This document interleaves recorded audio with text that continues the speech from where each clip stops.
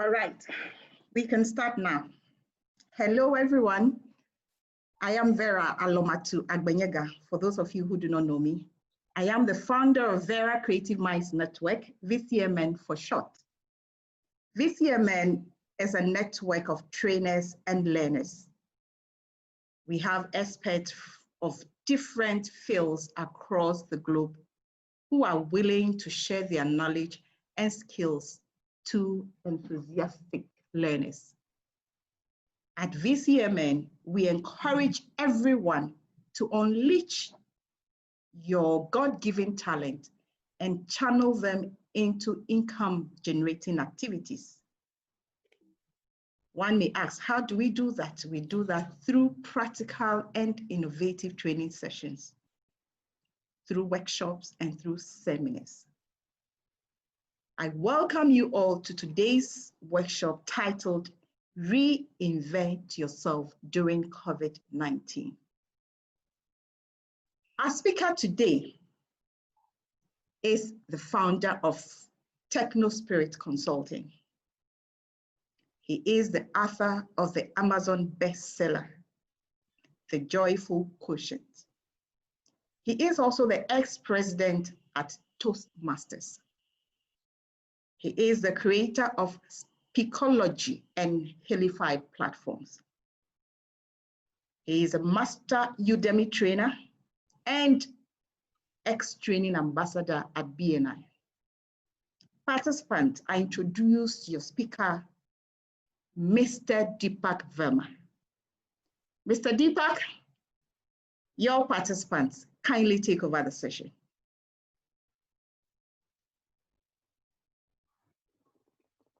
Thank you so much, Vera. And may I request, you can either go on mute or you can remain silent unless you're wanting to ask a question. So thank you so much, Vera and Ghana. Welcome to all of you. You know, I stayed a month in Kenya way back in 2017, and ever since I've always wanted to come back to Africa. And in some manner or the other, I do keep coming back through a lot of connections and friends that I have there. I also know a close friend who's stayed in Burkina Faso. You know, when he told me this name, I thought it's an imaginary name. And then I looked up and it was there. And this particular country is, I think, close to Ghana. And he used to keep telling about the beautiful country of Burkina Faso. And I said, what's this? Imagination or is it real? He said, no, it is a real place. And, you know, he was trying to explain about it. So Ghana and India are very similar in terms of the rich culture and the heritage. And we share a lot of bonds around us. So I just wanted to give that short introduction. If at any time you feel you're not able to understand, I'm going to speak slowly, slower than normal. So just to ensure that the words are clear, but feel free to put the brakes on me. You can also put in the chat whatever you feel. Reinventing yourself. You know, during this particular COVID-19, I think it's an oft-spoken topic in the last 3 months. I've already given around 8 or 10 webinars, and I was just wondering what to do next. And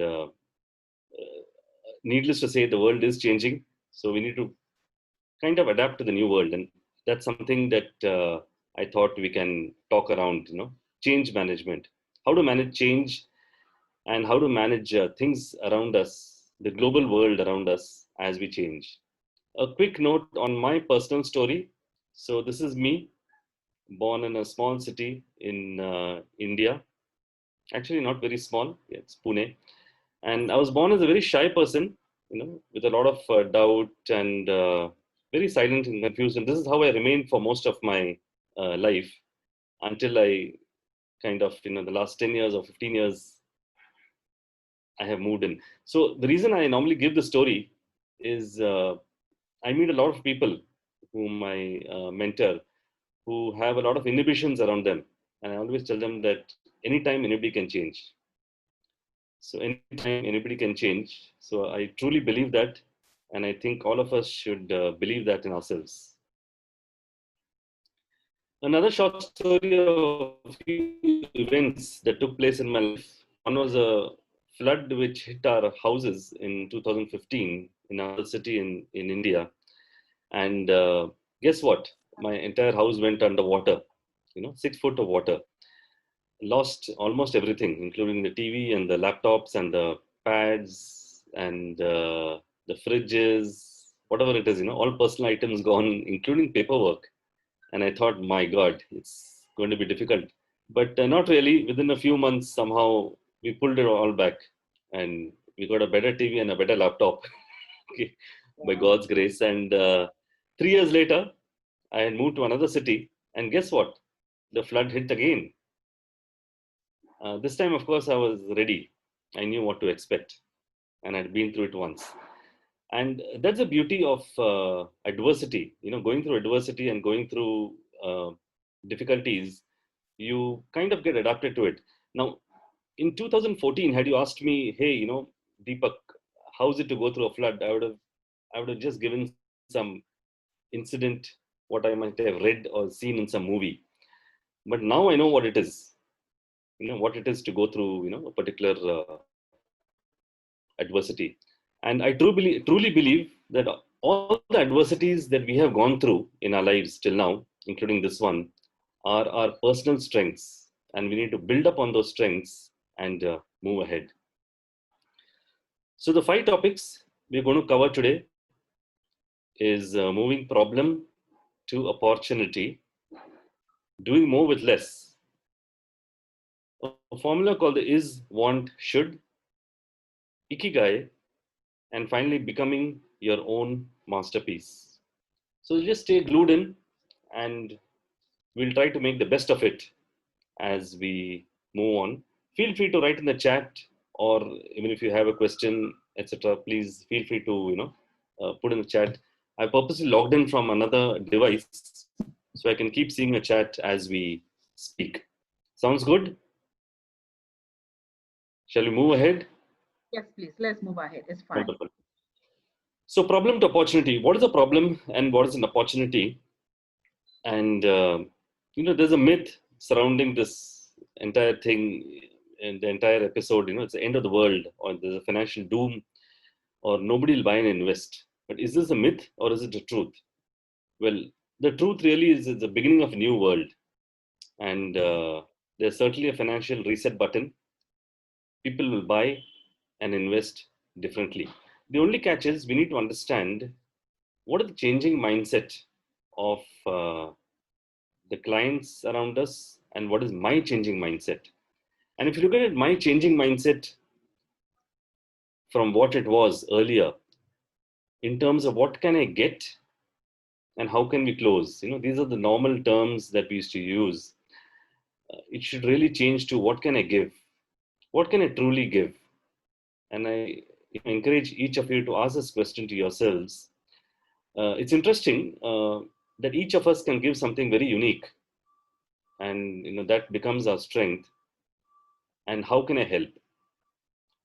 So the two questions have to be modified a little into from getting to giving, from closing to helping.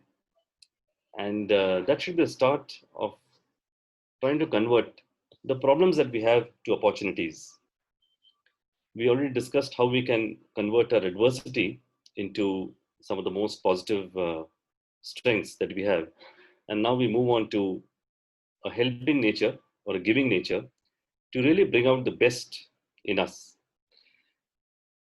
A very popular image on the net, things that matter and things you can control.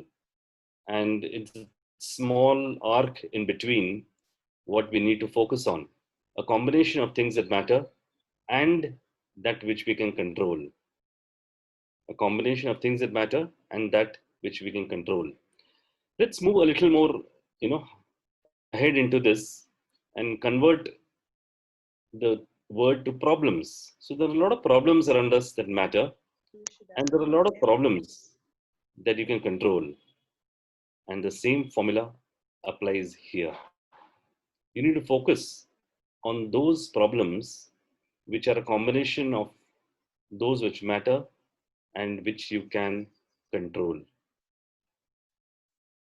It's interesting, a lot of times we focus on problems that we cannot control, or we focus on a lot of problems that don't matter to us, which means we are wasting our time on somebody else's, problems. So let's try to redefine our problems, and then, I'll invite you to also, you can ask, your thoughts, or you can pen down your thoughts in the chat, or you can talk on how we can redefine problems. I'm going to give you 3 examples.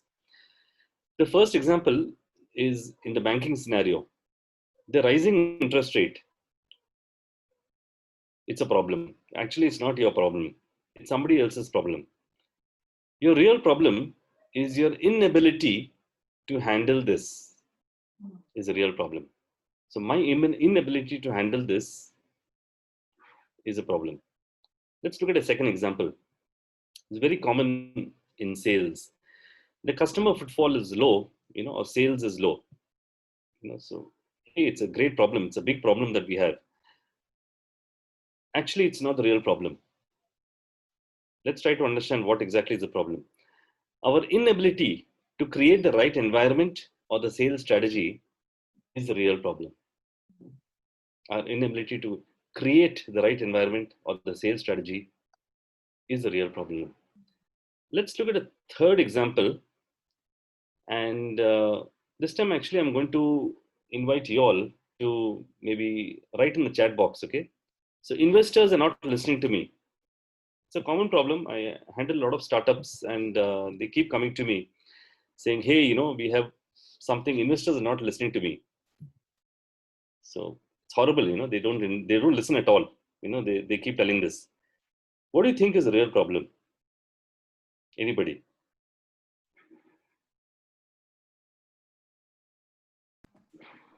Please, can we use the mic? Yeah, please, you can use the mic, you can use the chat, whatever is comfortable.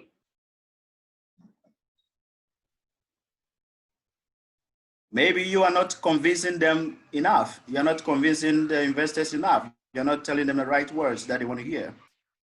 Bang on. Yes. Okay. So communication is one. Anything else? Anybody else? You're right, actually, Bridge, that's one of the reasons, certainly. Maybe you're not showing them what they will be interested in. Bang on. Now we're getting to it. We're slowly getting into it,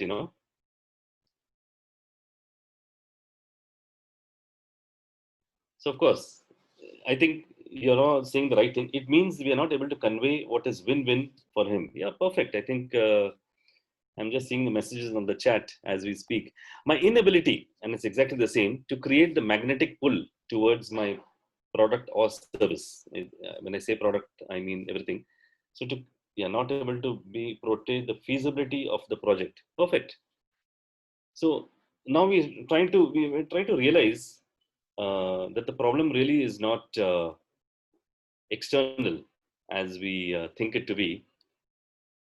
We are moving from an external to an internal. We're trying to come within ourselves and trying to redefine what are those problems that are there, which can be redefined and which are there inherent in ourselves. And when you really tackle that, a lot of things are tackled because you free up a lot of time. Remember the matrix that I showed you, there's 2 circles, you have to just focus on those problems that matter to you and which you can control. So if there's something you cannot control, leave it. For example, you could say, this particular, market or this particular set of people, are not cooperating, but it's something you can't control. So leave it. We don't want to even discuss things we can't control. We're only focusing on those things which we can control. And that's also called as a resilience circles, concentric circles. Thanks, Chiri and Quadvo. Yes, not understanding the project at hand, not being able to portray the feasibility. Yes, perfect. I think we're all going in the right direction. So we have redefined the problem. And if you look at it in the Chinese ancient language, you had this word called crisis, which is YG. And a crisis actually is also a danger. So is it a danger? So it's, the danger word in Chinese is Weixian.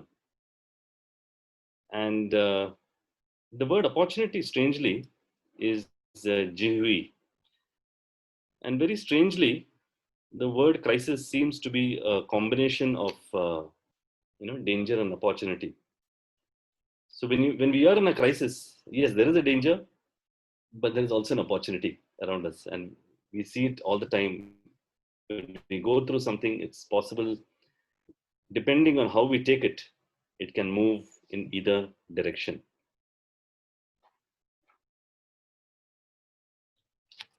A small video on the inner transformation workshop that Deepak conducted for us at HPE was very useful. I think TechnoSpirit has done a great research on how to transform leaders, identifying their inner self and transform to perform in the VUCA world. So he's taught us on how to listen not just to the sounds that we hear, but even to the signs that people kind of send signals during their communications. He spoke quite a lot on empathy. He spoke about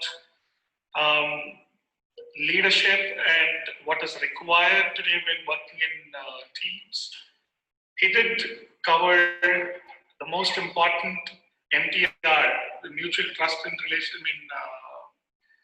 mutual trust and respect aspect of every individual, especially when they work in a meshed organization. And he did, emphasize on not just negotiation, but how would a negotiation land in a win-win on both sides, which is very important for each one of us in today's professional world, and also on the personal side of your life, right? And finally, the 16 cap example that he took up was, I think, very, very useful. We would definitely apply that in our day-to-day professional life. And thanks to... So I just thought we'll get a different voice so that you don't get tired of me. So that was, mixing problem and opportunity. And we move on to doing more with less. Okay. And I'd like actually to invite you in the next few minutes to take some notes. I'm going to unleash some questions, powerful questions. So what are the new skills required in the emerging world? And how can we uncover your superpowers? So we spoke about, converting problems to opportunities, very easy to speak about. We also spoke about, trying to, like you all are mentioning, right? Unable to convey what is win-win or not able to portray the feasibility. Now we're actually going to try to discover strengths in our own self. And I truly believe that each of us have strengths, superpowers, as I call it, in ourselves. So we're all supermen and superwomen. And we have this, great talent within us, which is unlocking our superpowers. Because there's a need to rotate around a pivot. So we need to rotate around our superpowers, for which we need to know what are our strengths that are there within us. So let's try to take a few questions. I'm going to just start with 4. And, if you can answer these questions for yourself, if you want to put in the chat, it'll be a good interaction. So what are you ridiculously, amazingly good at? It's a great question to ask with. And each of these questions, you have to really, think deeply and, kind of go within yourself and try to ask, what do your clients say they love the most about you? Think of a peak experience you had recently.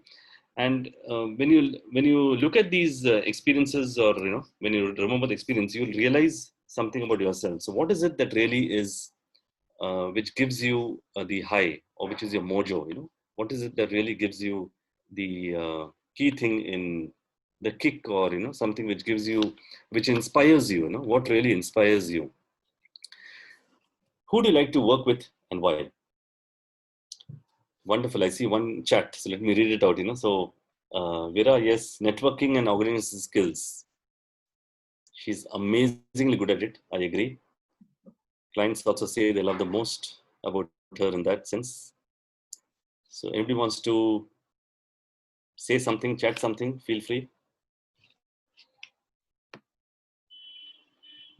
Yes, William, marketing is something that you're ridiculously, amazingly good at. Great. It's a good start.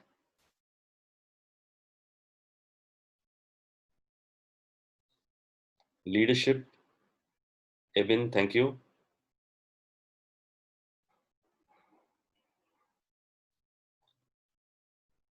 Bridge says customer care. Mills, thank you. Networking and facilitation. Samuel is a great photographer. Please focus. Ghana, Africa is an amazing place to photograph, and so is India.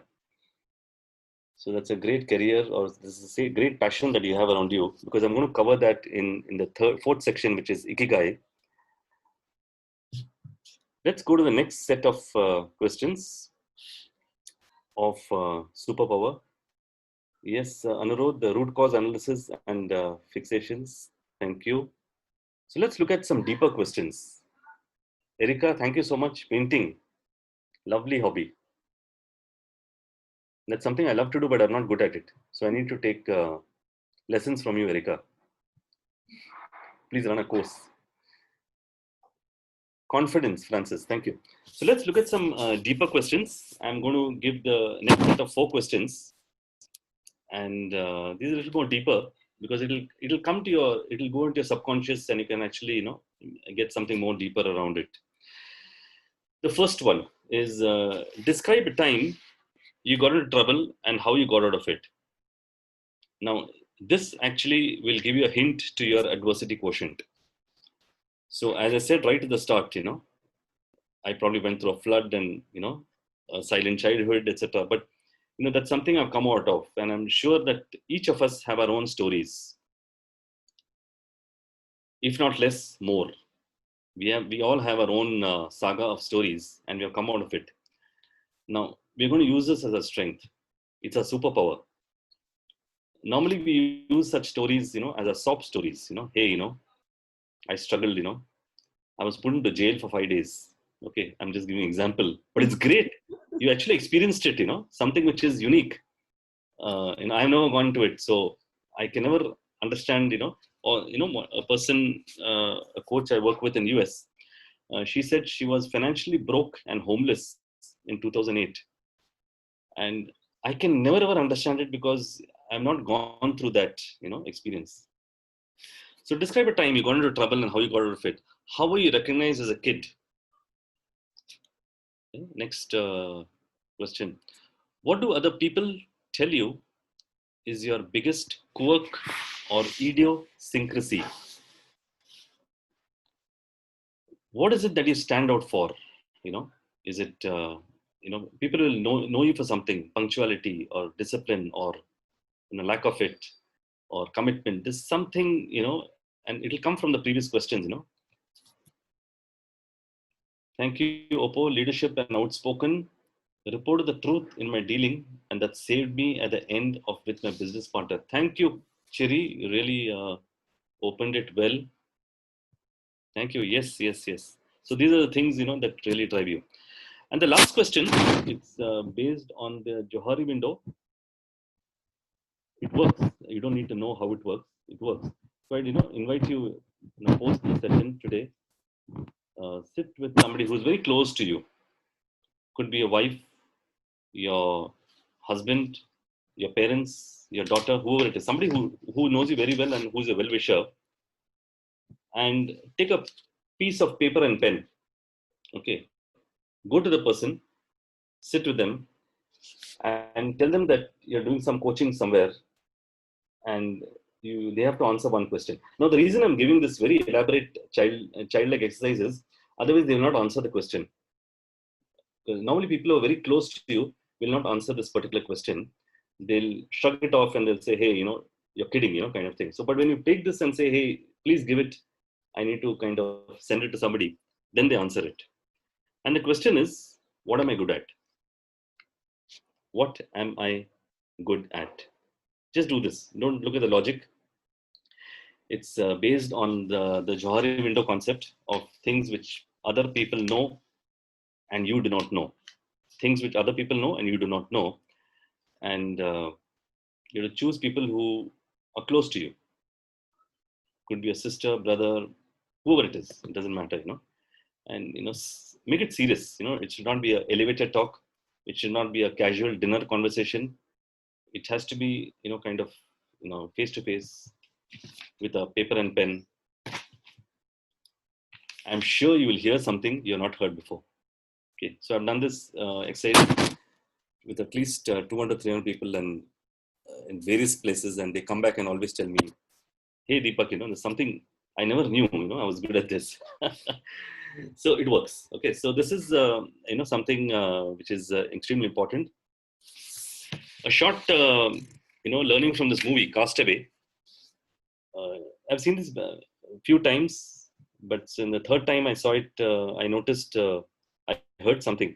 So it's about a person who's cast away on an island somewhere in the ocean. And he actually wants to commit suicide because there is no way to come out of that island. Okay. So he's quite depressed and just wanting to commit suicide. So he takes a rope, from the island, the trees. He creates the rope. He ties it to the tree and he tests it out, with a stone. And the tree, the branch, the only branch that was there at that height, it breaks.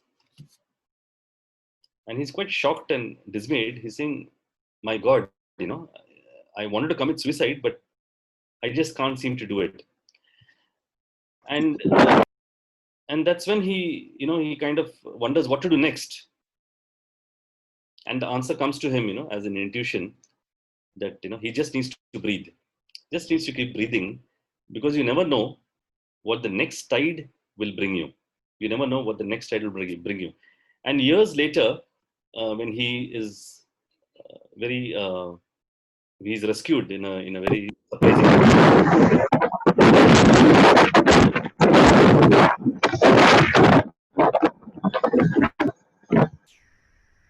Thank you. Can you mute yourself? Yeah.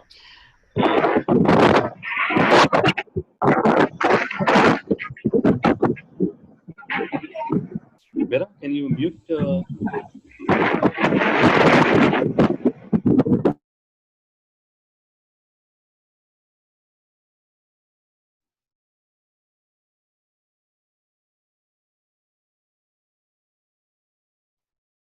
Yeah, thank you.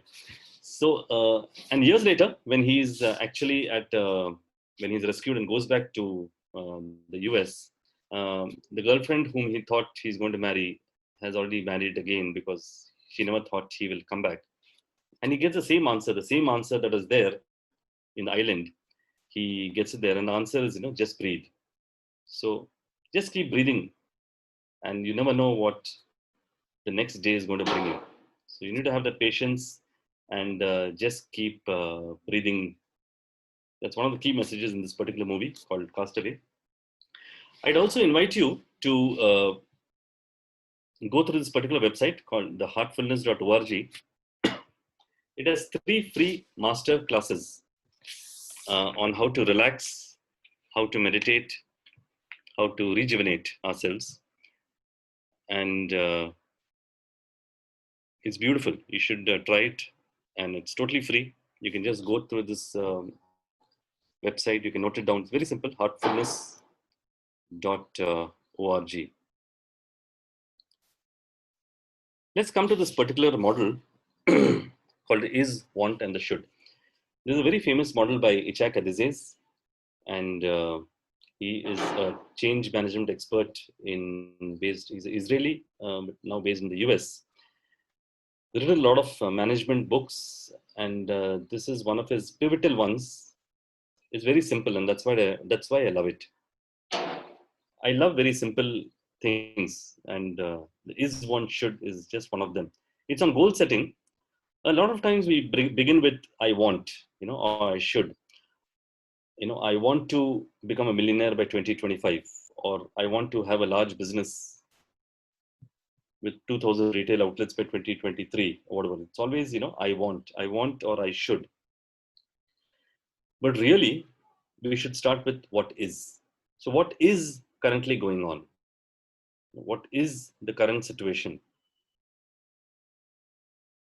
And from what is going on, you come to the next question: what should be going on? So, what is going on? What should be going on? And finally, what do you want to be going on? Very simple. The greatness of this particular uh, three circles lies in its simplicity. Because if you look at it, it's very, very simple, but there's a lot of depth to it. And it's only when you have a combination of is, want, and should will you truly be satisfied and relaxed. Until then, you'll always be struggling. So a lot of times there are things that you want to do, which you should be doing, but you're not doing it. A lot of times you're doing things which you should not be doing, or you do not want to do it.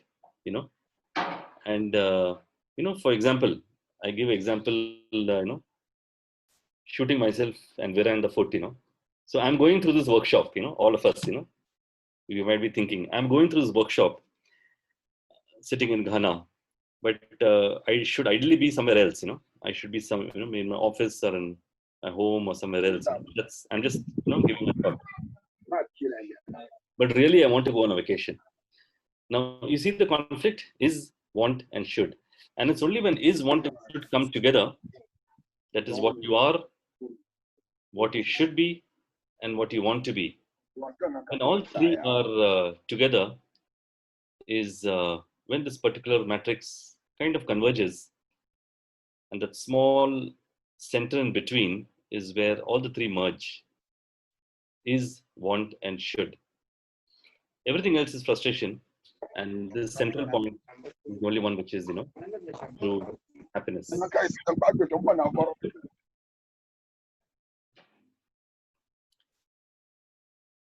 You find this naturally in children, babies, kids, children. They are born with this. For them, is, want, and should is one and the same. But as you grow, you start differentiating between the is, the want, and the should, and then it starts leading to a lot of stress. So this is also a small tool to stress management and what it's all about. Any questions on this particular matrix before, or any thoughts, any clarifications before I move to the next topic? It's a very deep topic. I normally take 2-3 hours only for this topic, but I just thought I'll give you a small glimpse of what it can be. It's very potent. It's a very potent topic. Even Alcoholics Anonymous, if you read the 10 statements of Alcoholics Anonymous, I was never an alcoholic, but so I just happened to know it. The first statement of Alcoholics Anonymous, when you go and read it out, is it's not that I want to be happy, or I want to be free, or I want to be free from alcohol. It's not that. The first statement is I am an alcoholic. You can read it. It's on. You can go to the Google and read the 10 rules or the 10 statements of Alcoholics Anonymous. The first statement is I am. It is should. It is the is. And then what should you be? I should be something else, and then I want to be something else. So it is always is, leading to the, should and the want. It gives that clarity. But I'll just take a few seconds pause. Anybody wants to put something in the chat from your own experience on any of the previous two topics, please, you can ask before we go ahead.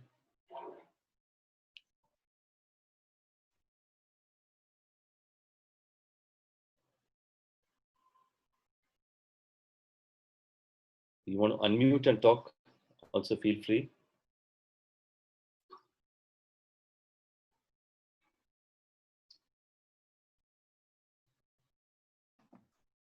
So if you can please take the question again for us, please. Oh yeah. No, I just said if anybody wants to ask any question on either is one should or the previous problem opportunity, we can ask it now. Okay, my question, if I'm allowed, is not directly with the should, but then your opening statement, one example that you've made concerning the cells, maybe the cells is not growing. If the problem is with the salesperson, or if you can go to the slide, let me make a quick comment on that. Yes, the question, no, there was a question that you asked earlier, but then the answer you gave, it's a little bit, I'm not so clear with the answer you gave, if I should say, because you said the problem is not with the, if I can remember the slide, the problem is not with the cells dropping, but then you, the salesman, you're not making the, the right environment. I don't know if you can remember the points I'm making. It's among your previous, your opening questions of problems that what we should focus on. Yeah, if you can go to maybe slide 7 or slide somewhere around. Okay, let's look at slide 11 if you don't mind. I don't know the slide there. So the question I want to ask is, you said the problem is not about the cells falling, but then the salesperson not making the right environment. Now, the salesperson is the one who's supposed to make the right environment to get a high sales. So if you do not make the right environment, are you not the main cause and of the problem? So that problem, is it not you who's supposed to worry about that problem? That is the question I want to ask, Mr. Brahma, please. Absolutely, Bridge. You just said it exactly well.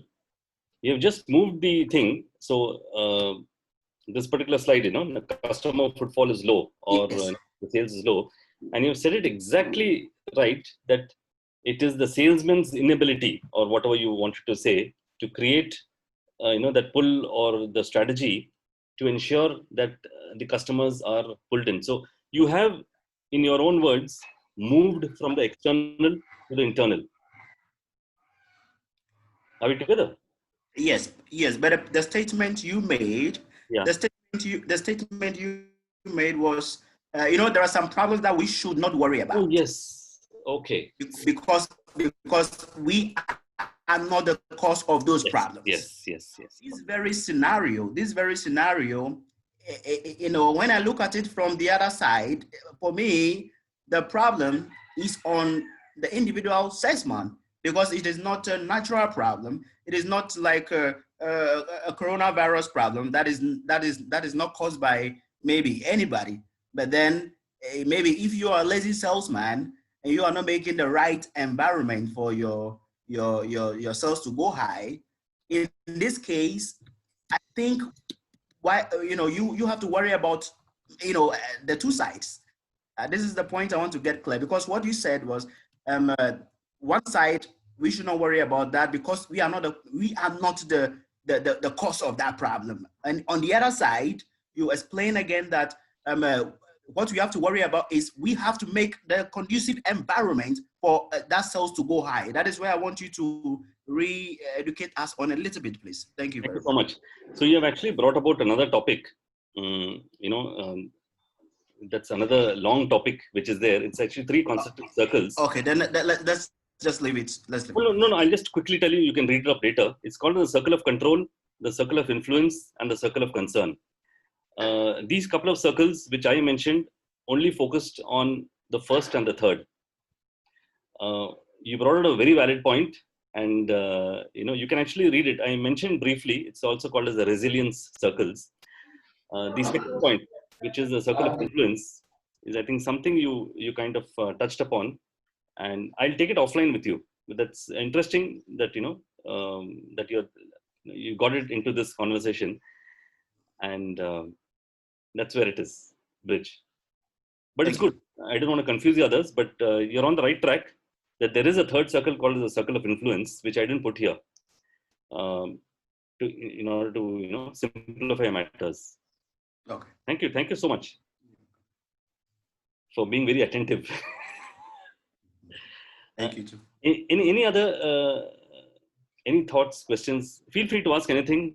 I'm totally open. Before we go to Ikigai, Hello. yes.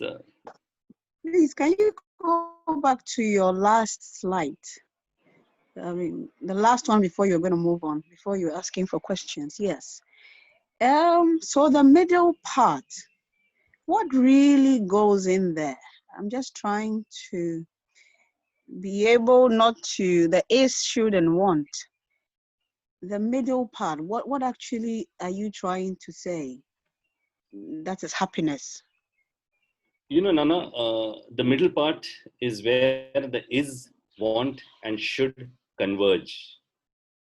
It's a small part of transparency where I am, what I want, and should be. There is no conflict between what I am, what I show to others, and what I ideally should be.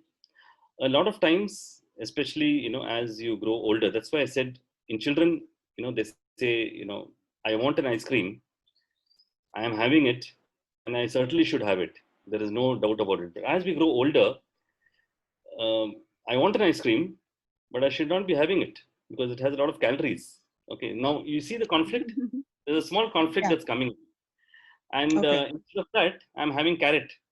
Because my doctors advised me to have carrot. So I've given a very simple example, but it's there across, in all spheres, especially in work life. Thank you so much, Nana. So we'll move on to Ikigai, and then we can take up Thank questions you. again at the end. Thank you. So Ikigai, Ikigai actually is the reason for being, the reason to jump out of bed every morning. Okay. So we're going to try to, kind of understand what exactly this model is. It contains 4 circles, and it starts with this: things that you love to do. Okay. And then it goes here, things that you're good at. And then it goes here, what the world needs. And finally, it goes here, what you can be paid for. Now, a lot of times people focus here, what can we be paid for? Which means, show me the money. And, or sometimes they focus here. Most of the modern day education just focus on, these two. Ideally, we need to start here, which is why I'm taking this, topic of Ikigai after superpowers. So when you've identified the superpowers and you really know what you're good at and what you love to do, you've identified your passions, then you need to list down what really are your passions. What are the things that you really love to do? Do you love traveling? Do you love, what are the hobbies that you love to do? From there, you move to what are you good at. For example, I love dancing, but I'm not good at it. So it doesn't make sense. Okay. So it just remains as a passion for me, or,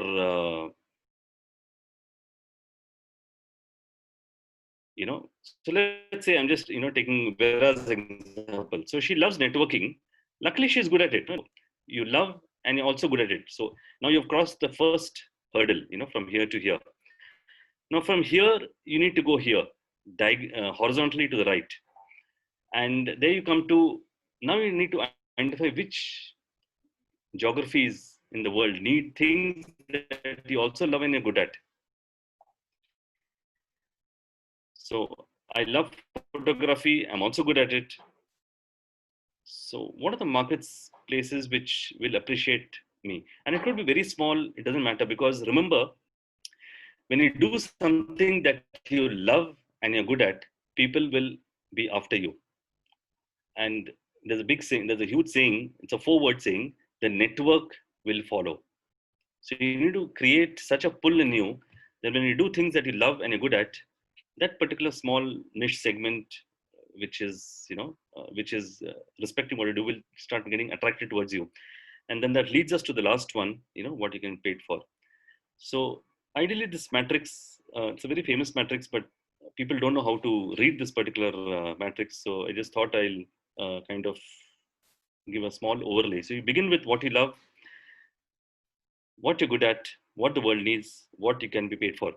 Sometimes people are stuck here, I love stamp collection and I'm also good at it, but there's no, it just remains a passion, a hobby, there's nothing you can do. If you're creating a philately studio or a museum, okay, now you're going here, but if you're just doing something on your own, it just remains here. There are times when people love something and also the world needs it. Okay. They're not bothered about whether they're good at it or whether they paid for missionaries, a lot of organizations. They just love it, they love doing things. And luckily the world also needs it. So it just continues on. It's a mission. It's kind of a mission. There are times, you do things that the world needs and also you can get paid for it. Majority, a lot of people fall trap to this, a lot of doctors, accountants, engineers, they just flow into this particular bottom half of this matrix. There's a reason why this is in the bottom half, which is the lower half, because you need to tackle it later. What you need to tackle is really these two first. There are times you're good at something and you're also getting paid for it. That's a profession, but you don't love it. Okay, I am good at accounting. I'm actually good at it. Excel sheets comes. I can do it very naturally. I can also get paid for it, but I don't really love it. I don't really love it. I'm good at it. I don't love it. There's a movie based on this. A person who's a expert mathematician. Forget the name of the movie. It's a very famous movie. He's really good at it, and at the end of it, he says this. That I know I'm good at it, but I don't love doing it. Okay, it's a very small distinction we need to understand. And the 4 questions that we need to ask ourselves in Ikigai is, what are the various things that you love doing? Out of those things, what are you good at? What does the world need? Out of those, now it's a funnel. Remember, it's a funnel. You're coming down from the 40, 50 things you love to do. You're kind of creating a strategy around it. And you can create a strategy out of anything. As I said, even stamp collection, you could create a model around it, which the world needs. And finally, what you can get paid for.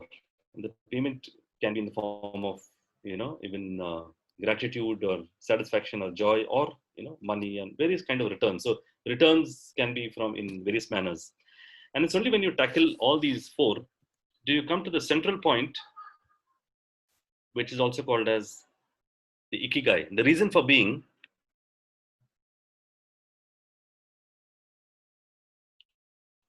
The reason to jump out of bed every morning. There's a literal translation in the Japanese language. The reason to jump out of bed every morning. Veera, am I speaking fast or is it okay? It's perfect. It's perfect. Go ahead, please. Okay, I was a little scared. Okay, so the reason to jump out of bed every morning, and so that's Ikigai. I'm going to leave you with 10 secrets. If you follow these 10 secrets of Ikigai, Japanese secrets, you'll have a long life. The first one is,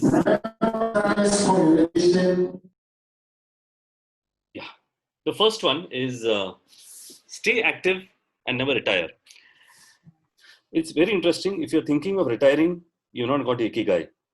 So normally I ask this question, what is the activities that you would love to do till the age of 95 years? Till you're 95 years, what are the activities that you would love to keep doing?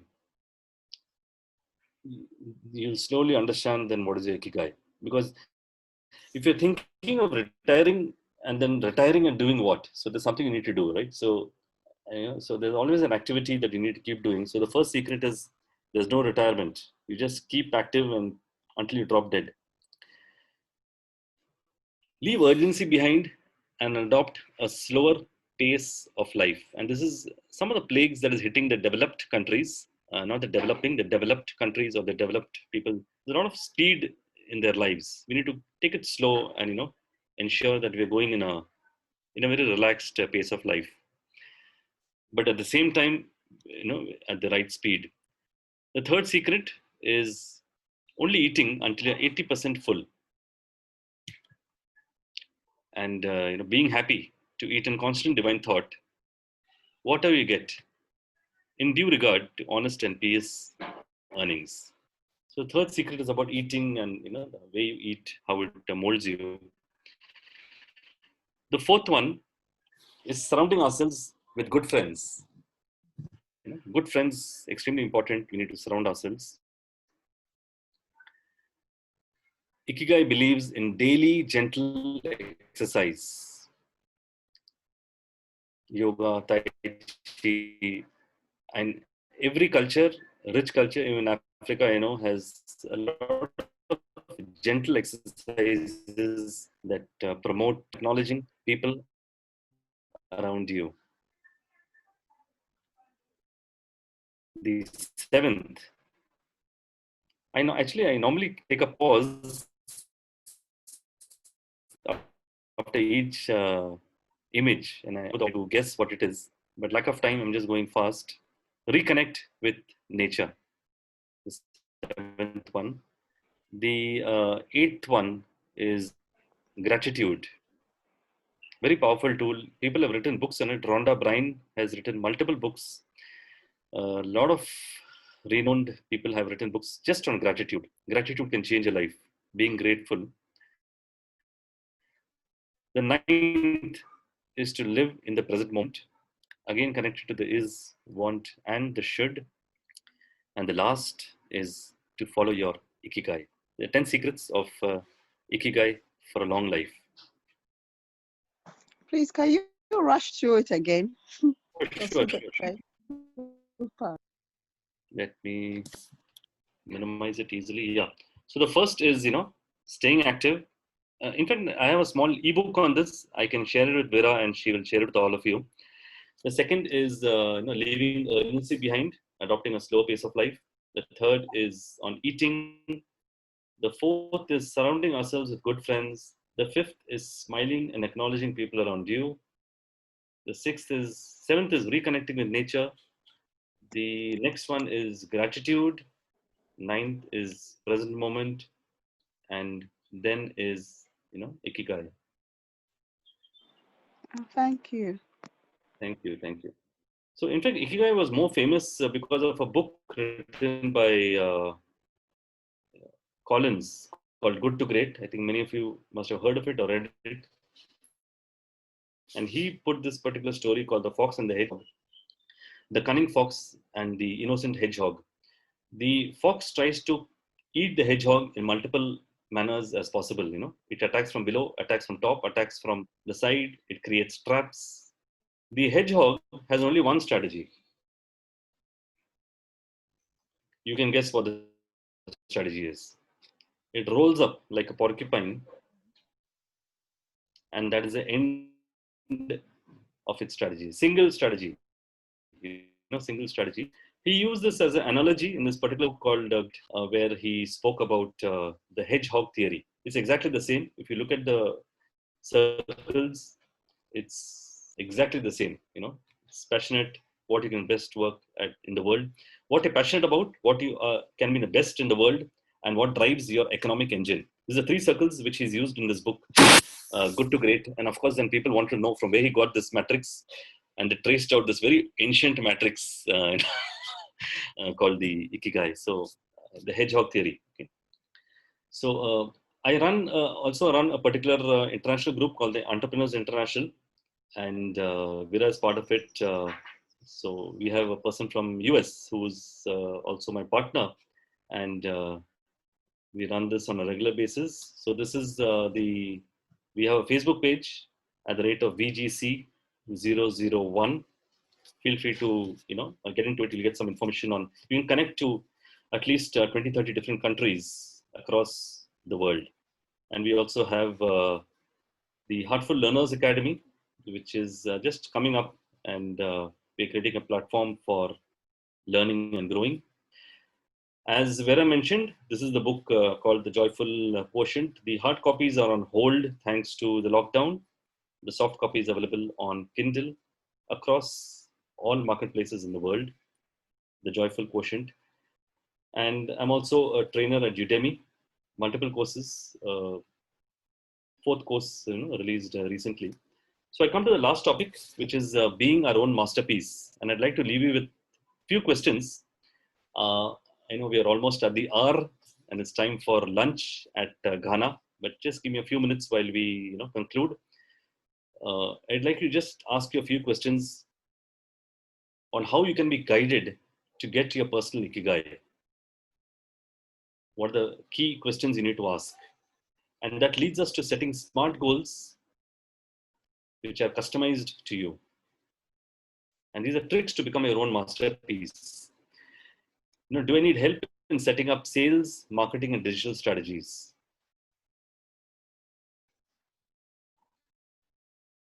Can identifying my subconscious habits move me to a stronger tomorrow? I covered this briefly when I mentioned about adversity quotient and how you can create a much stronger tomorrow by just identifying them. And will connecting to relevant global individuals assist me in my goals? So you can, think over these questions and you can connect to me to really learn how to become your own masterpiece. So if you are really ready to take the giant leap, do connect to me or Vera. And this is my number, this is my email ID, and this is my YouTube channel. I just like to end this with a 2-minute video by global editor for World Moms blog. So he went to a recent quote. My name is Purnima Ramakrishnan. I had enrolled with Deepak for his sessions to try to gain clarity and focus in life. And there were a series of sessions with Deepak, and I've been continuing them, and I'm still continuing his sessions. And the best part is the exercises which he gives at the end of the sessions, and he customizes them in a very unique way for each of his participants. The sessions with Deepak were very nice in the sense there was one unique thing which happened was he allows the participants to choose the course of the session. Personally, he allowed me, towards the end of each session, I came to a juncture where the next course of events or the next course of how the session goes was not a rigid, predefined way, but rather he was very flexible and he allowed the session to flower out or to organically evolve. Another unique thing for me personally was during one of his sessions, he gave me an eye-opener. He redefined joy, he redefined success. He made me write my own definition of my own ikigai. And ikigai is, like, what do you like, what the world loves, and those type of things. But he made me to write my own definition of my ikigai is something. It cannot be explained well in a sort of a testimonial, or it cannot be put into words in a certain way. But it's something which one has to experience to understand. It's like a shower of cold water, or it's like it's like biting into a very tasty snack, or it's like if a very thick morning fog is lifted, a very dense thick morning fog lifted out from my life. It was like that. It was like one of the sessions was like that. So coming back to what I want to tell you all is I highly recommend Deepak's coaching session for anyone who is in the midst of challenges, who is in the midst of finding solution. It's basically for anyone who doesn't even know that they are in the midst of challenges. So, even if you think you're living a wonderful life, even if you think you don't need a coaching session, I still think attend one of the sessions as a trial. I also think, it's really important to understand what we want. Sometimes we don't even know that what we want. And I think one of the sessions made me understand what I actually wanted, what I actually needed from life. So please, this is not an advertisement or a testimonial per se. It's my joy. It's my joy, which is a result of attending this session. So I just thought I'll get a third person to talk so that you don't get tired of me. So if you have any questions, do you can put it right now in the chat box. You can also fill up this particular feedback form which I've created for you. It's pretty simple. It's called bit.ly/Ghana001. bit.ly/Ghana001. For those who fill it up, because even the name will come into it, I will also be issuing a participant certificate. Me and Vera jointly are giving you a certificate to your email ID. And guess what? I'll also give a free 20-minute consultation on how you can become a masterpiece. And I'll of course give the ebook. The ebook is, I'll just give it to you, no problem at all. So this is how the certificate will look at. So it's an e-certificate we're going to give for this particular webinar that you attended. For that, please do fill this particular feedback form. It's a very simple feedback form. And with that, I come to an end. I know it's almost, I like to be on time. It's almost 1 hour, 5 minutes. But if there's any questions right now, I'm just opening up the floor. If there's any questions, feel free to ask. Before we conclude, any questions either in the chat, or you can ask it right now. Yes, please. Yeah, any of the topics you want to ask. Madam Vera, please, can I ask some questions, please? Yes. Sure. Right. Okay, thank you very much. And of course, Mr. Verma, it's an amazing delivery here. My first question is, of course, Mr. Deepak is our mentor now. He asked us a series of questions in terms of what we love to do. And he made an example. Sometimes you may love doing something. You may be good at doing something, but you may not love doing it. We gave our own examples, but he didn't tell us what he loved doing. Mr. Deepak, what do you love doing yourself?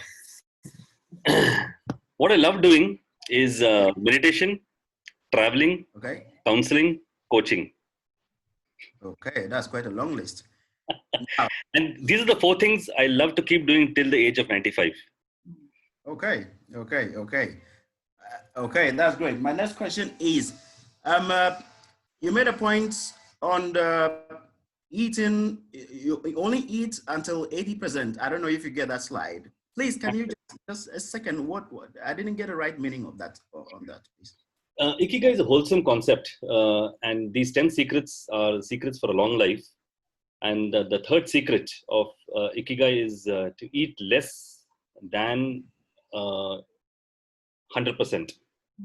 Less than 100%. Yeah, eat much less. Yeah, 20. Yeah, eat. You should not be eating to your full capacity. Oh, okay. My last you can read it up anywhere. Any health person will agree with this. Okay. All right. So, and my last question, please. The porcupine-like strategy. Yes, a little highlight on that will not be bad, please. I actually rushed the story because I was running out of time. So this is from this book called Good to Great by Jim Collins. And he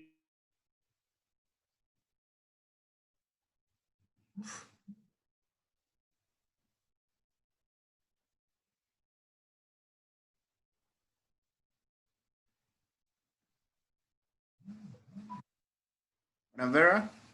Yes. Yeah. Okay. Yeah, he's back. Sorry, I think the light went off. Okay. So, he tells this particular story of the fox and the hedgehog, and where are we? Yeah. And this particular just let me get just a minute. The connection is a little. Disconnect Wi-Fi from mobile.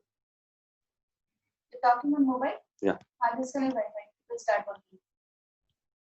Yeah. Vera, can you hear me well? Yes, I can hear you, please. Thank God. So I'm just going to tell about the story before my net comes back. Luckily, I've logged in through the mobile also. So the wily fox, or the cunning fox, and the innocent hedgehog is what he calls it.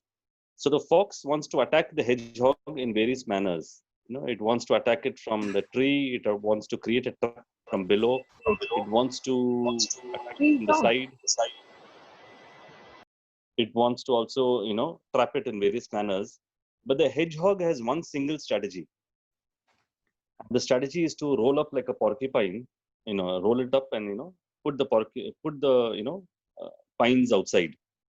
And with that, the fox's strategy is kind of thwarted.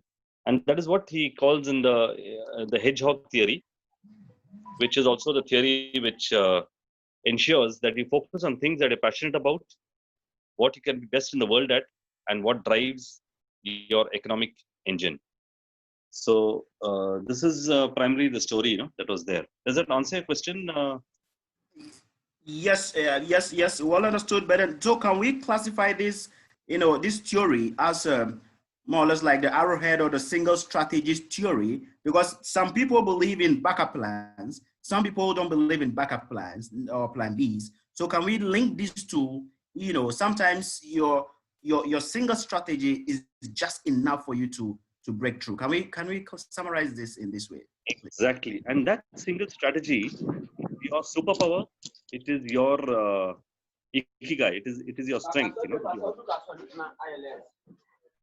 Okay, thank you very much, sir. Great. Are there any more questions? Victoria, I see your hand up.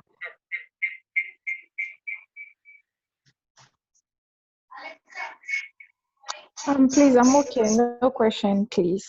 Okay, thank you. Awesome. So I recovered. Wonderful. So I just wanted to put the last slide. So please do put your feedback. Yeah. So do put your feedback in this particular place, bit.ly/Ghana001, so that it enables us to get back to you with the certificate as well as with a small, talk that we can have one-on-one.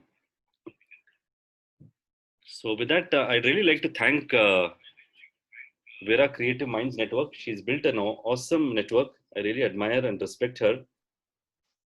And thank you for this platform. This is my first travel to Ghana.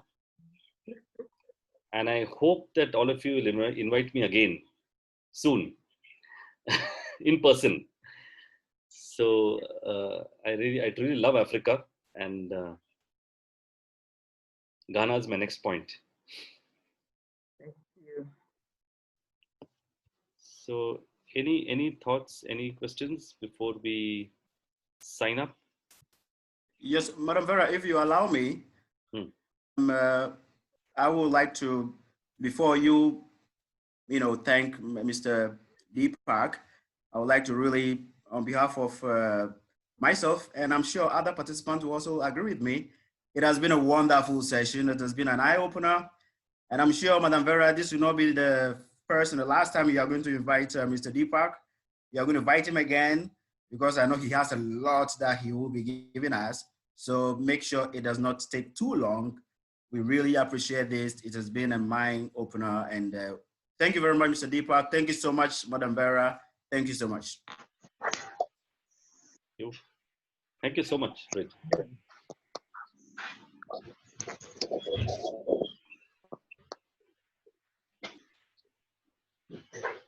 Hello, sir.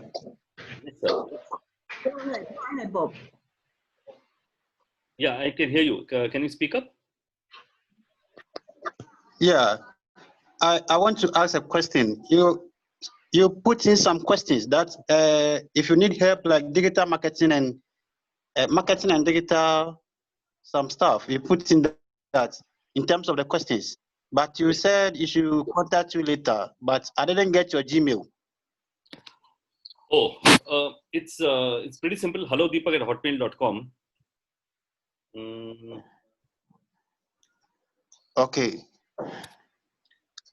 I've tried to keep it simple, Hello, Deepak at Hotmail.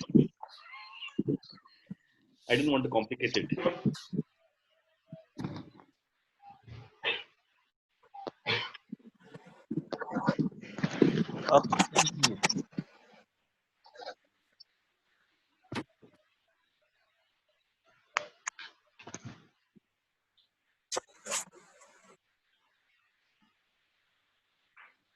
Any other last couple of thoughts, questions, clarifications, experiences?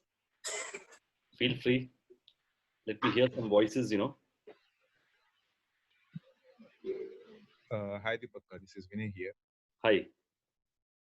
So yeah, it's a great session listening the concepts of Ikigai and finding out individual's passion and work on it. So that's a great point. So even I agree with it. So I can just share my personal experience here. So if you allow me to share with the audience here. Yeah. Yeah. So basically, from my childhood, I like this writing and teaching. So teaching to people and all those things based on the concept. So I love writing very much. Uh, at what time it may be, I can just midnight, I can just woke up, I can write something. So it's my inner passion that drives me always, that keeps me energized in doing the things. So whenever I find free time, I always do writing. But my as a profession, I have worked as an IT professional for 3 years, and later I just moved on to electrical field. Because I did graduation in electrical and electronics engineering. So it's I was switching my jobs from IT and then to my electrical. So as I graduated from it, but I cannot find happiness, complete happiness in it. So I was searching for happiness at the same time to back up my financial this thing to stabilize that. So I need some work. I want to find that balance to keep my personal life and professional life at same point. So and I can find happiness and live a comfortable life. So that's now I am just working on and finding for the opportunities in the writing space, content writing space. So I have started blogging and all those things, and slowly I am getting to get good audience, and I'm also finding that comfort zone and happiness. In making my this passion into a profession, and also having that happiness. Wonderful, wonderful. I think you're going the right direction. I Yeah, was yeah. making notes of what you said. You also said writing and teaching, Yes. and it's something that you love and which you're good at. It's fine. You did engineering, and you're into electrical, which is okay to continue. But remember, at the age of 95, you would continue to want to write and teach. Yes, definitely. Focus on Yeah. that. So that's what I'm saying. Even at midnight, if someone asks, Vinay, just can you please just give some points, insights on this particular topic? So if I have knowledge onto it, so I can just help them out. So that's my inner passion that drives me, that keeps me energized. So to help people. So that's the main point. So as you said, eat 80% of it. So the rest 20% you can just give the gratitude concept. So it is the most important things in life. So if we understand that deeply, and if you as you said, so we can feel that happiness, eternal happiness one can have. So that's what I want to help people in getting understanding of these concepts and skill development. So I'm just working on it. So I will just discuss more about this. So Sure. if you allow me to get into discussion on a Yeah, personal yeah. front. You can send me a mail. No problem. We can. Sure. I will send a mail to that, so we can just discuss more on this. So I am just planning on skill development also. So as you are hope in the same front, so I can explain more concepts and we can collaborate and work on it Thank you. in Thank you, more Vinay. innovative way. Thank you. Yeah. Thanks, Deepak. Thanks for allowing me to speak.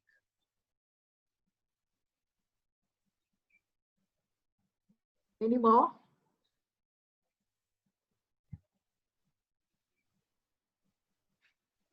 Do we have any more insights? You can unmute yourself and then talk.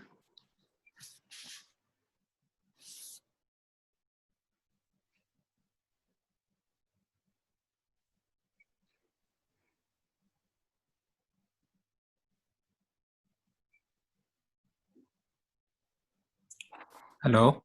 Hi. Yes, Nelson. Yeah, I'm Dr. Nelson. Vera knows me, and it was a nice presentation. Although I joined a little bit late, I was watching news and then I lost track of the time. I like this Ikigai concept, and after retirement, I mean, ikigai means I should not retire, but after my service, after my retirement, what to do. So I'm learning, trying to pick up new passionate things like gardening. Then means although there's no garden as such, I'm doing with small flower pots here and there, growing plants and all. Then learning this stock markets. Although this stock market is still running even during the lockdown, trying to read the charts and all. So small earnings, and these are my passion which I'm developing. And learning never stops. If you have that passion to learn, then this learning never stops. Even these webinars, all the webinars which is going on, I try to attend most of the time, in my field also, in other fields also, so that whatever I can learn, it will be I will be able to be in that field. So these things like ikigai, I'm trying to find out my ikigai. So after my job, what to do, how to spend my life till the last, 95. how to enjoy life. Yeah. I have the So target 95. Yeah. No, amazing. I think Dr. Nelson, it is amazing. It's a big question. In fact, it reminded me of this movie I saw a while ago, long back ago, called The Last Emperor. The Last Emperor. The Last Emperor. The true story of a king called Pu Yi, the last emperor of China. Mm-hmm. He was born as an emperor and he died as a gardener. Okay. But he was born as an emperor. At the age of 2, he became an emperor because, it was a tradition.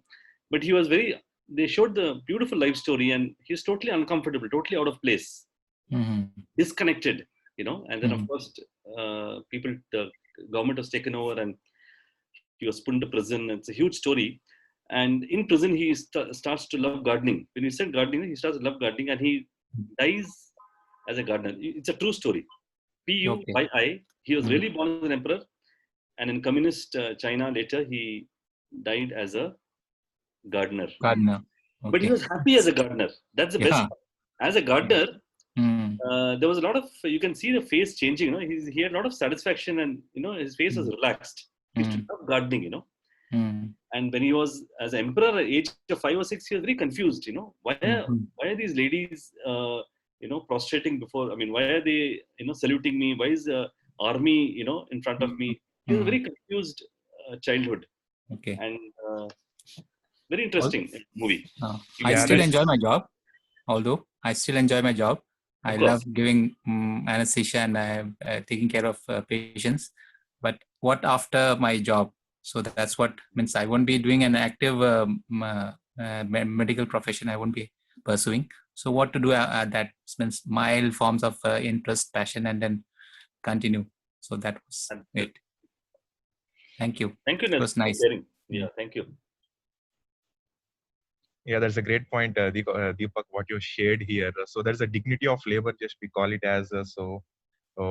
So we should appreciate the work, what people do, whether it might be any kind of small or big. So one should find that happiness. So if you find that happiness, if you find that ikigai, so it will just drive us along in a big way. So that just little changes make a big impact in others' lives. So that's what we should understand and we should learn in as an individual. Thank you so much, Vijay. All right. And thanks, Veera, just for hosting this session. It's a wonderful thing. So to involving these webinars and learning different aspects of life, how we need to cope up and how we need to come up and lead a beautiful life and have some purpose to it. So thanks for hosting this session. Thank you so much. Thank you. So for me too, this is what makes me happy. Yes. Yeah. This is what makes me happy. Thank you so much. That's great. Yeah. Mr. Deepak Verma, what can I say? Thank you so much. This is a thought-provoking workshop. I mean, what can I say? We are so grateful for taking time off. I know you're a very busy person, taking time off and then holding this workshop. Thank you so much. For our participants, without you, this can never happen. You are always coming. Anytime we invite you, you come. Thank you so much. I really, really appreciate it. So we'll put I think the recording on the pages. Put the recording on if you are not on any of our pages, just let me know. Send me a private message and then I'll add you to the page. We'll put the recordings and then we'll put the forms that you have to fill too. We'll put the form there for your certificates. I really appreciate it. Thank you. So on that note, we bring the session to an end. Thank you all. Thank you. Namaste. Thank you. Bye. Thank you. It's good to hear your voices as you leave. So let's give a good cheery bye, as we get out. You can. Okay, bye, Thank bye, you. bye, Bye. bye, bye. Bye. Bye, bye, bye. Thank you very much. Pleasure.